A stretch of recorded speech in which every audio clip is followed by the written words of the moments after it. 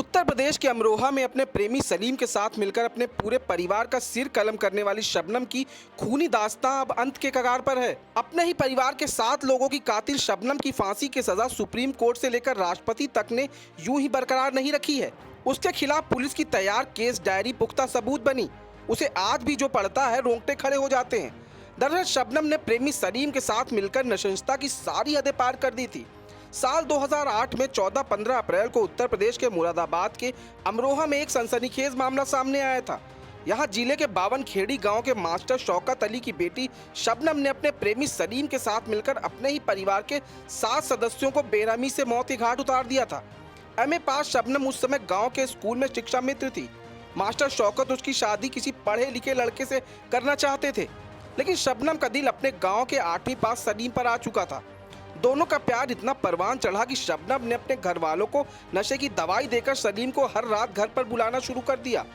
कुछ दिनों में दोनों ने परिवार को बाधा मानकर उन्हें खत्म करने की साजिश रची और फिर एक रात इस खौफनाक वारदात को अंजाम दे दिया। 14 अप्रैल 2008 की रात को शबनम ने प्रेमी सलीम को घर बुलाया। इससे पहले उसने परिवार के सदस्यों को खाने में नींद की गोली मिलाकर सुला दिया था। उस दिन शबनम की फुफेरी बहन राबिया भी उसके घर आई हुई थी। सलीम कुल्हाड़ी लेकर आया था। इसके बाद शबनम ने सो रहे अपने माता पिता समेत एक एक कर सभी के सिर पकड़े और सलीम कुल्हाड़ी के एक ही वार से गर्दन काटता चला गया। महज 5 मिनट में 6 लोगों का कत्ल करने के बाद शबनम का 10 माह का भतीजा अर्श जिंदा बच गया।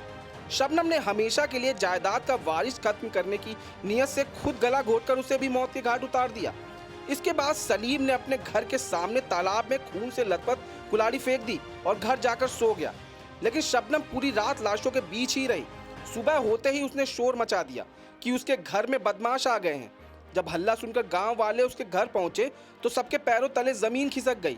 10 महीने के बच्चे के शव के साथ शौकत अली और उसका पूरा परिवार कटे सिर के साथ जमीन पर पड़ा था। दिन निकलने तक ये मामला पूरे देश में छा गया। तत्कालीन मुख्यमंत्री मायावती भी गाँव पहुंची थी। मामले की जाँच में घटना के हालात देखते हुए शबनम पर ही शक की सुई गई।